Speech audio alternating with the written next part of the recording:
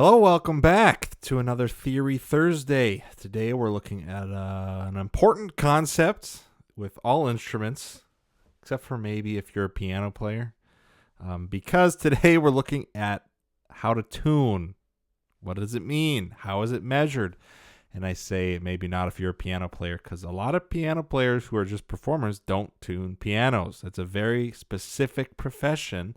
People can just be piano tuners, and they go around tuning everyone's piano. It's a very tedious process because there's a lot of strings. It's kind of cool. So anyway, we're talking about guitar tuning today. How is it measured? How do you know what string needs to be at what pitch and all that good stuff? So that's what we're doing today.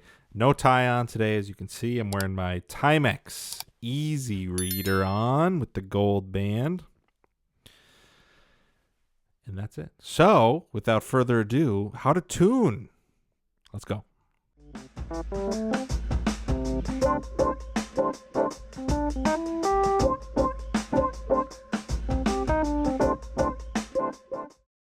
Okay, so let's talk about tuning.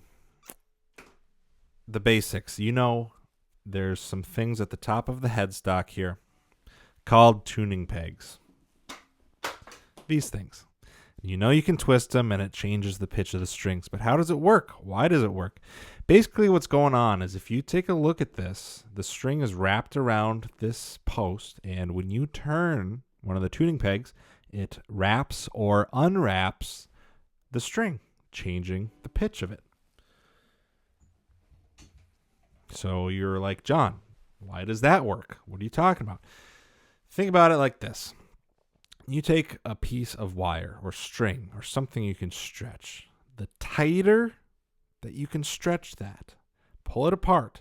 If someone were to come along and pluck it, it'd make a sound.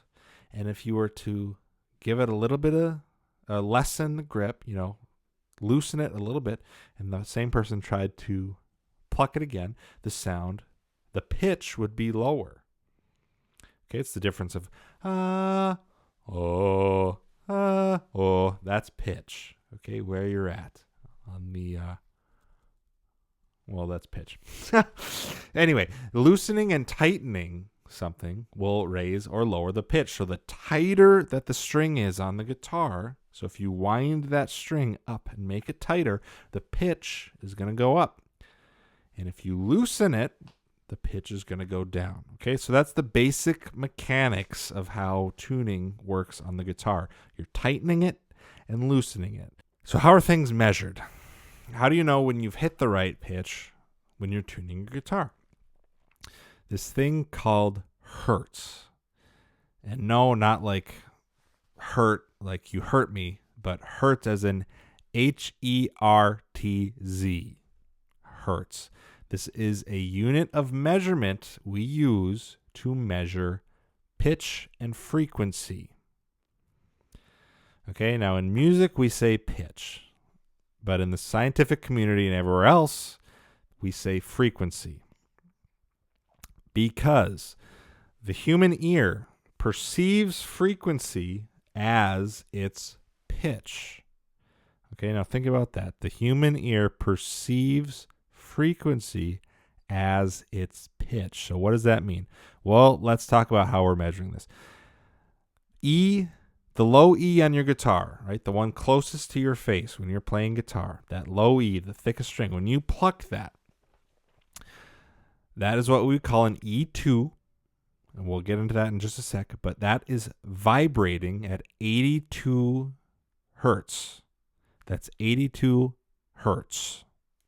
Okay, and that's a rounded number. So what the heck does that mean? Well, when you pluck a string, it creates a wave that you can't really see because it's happening so fast on your guitar. But if you slowed it down, it creates a wave like this. Okay, and if this is the string when it's not plucked, this is the string when it is plucked, all right? So it's going along that axis and making a wave. So where does the 82 come in? 82 means it's making that full rotation. Boom, right there. That's one full rotation. It goes up, and then it goes down, and then it ends, and then it does it again. It's doing that 82 times in a second. 82 full rotations in a second, right? So it's vibrating. That's a frequency. And the human ear hears that at an E2 pitch, what we call E2. So if something vibrates 82 times in a second, we hear it as an E2. And that's how strings work. Okay? So, and length of string matters, obviously the tightness, but we don't need to delve too deep right now. How to tune guitar, that's what we're talking about. So I'm gonna throw up a graph here, and this is thanks to DennisWarren.com. Made this up for us. That's where I got this, and it shows what the string is and what the hertz are. So when you're tuning, they need to be this exactly. If you just have a tuner that says E, A, C, G, or whatever, that's fine, but you have to know what octave you're in. For example, on your low E, you want that to be an E2. You can't tune that to an E4, or you're going to snap the string. That's way too high. That's way too tight. So just as an example of what it sounds like, I've got the keyboard here. This is an E2. Okay, that's the lowest string on your guitar, E2. Now here is an E4, which is the highest string on your guitar. You can't tune your lowest string as your highest string because it's going to snap. So knowing what octave you're in is necessary. Right? You have to be in the ballpark if you're just going off a tuner that says the letter name and not the actual frequency, not the actual hertz. Okay, so just for fun, here's the E2.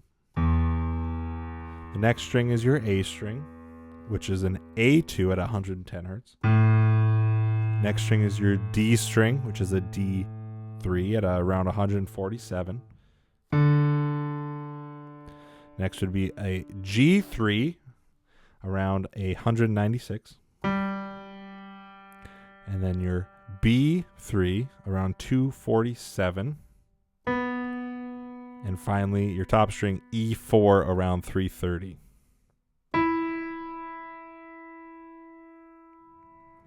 Okay, so that's why it's important to know what octave you're in.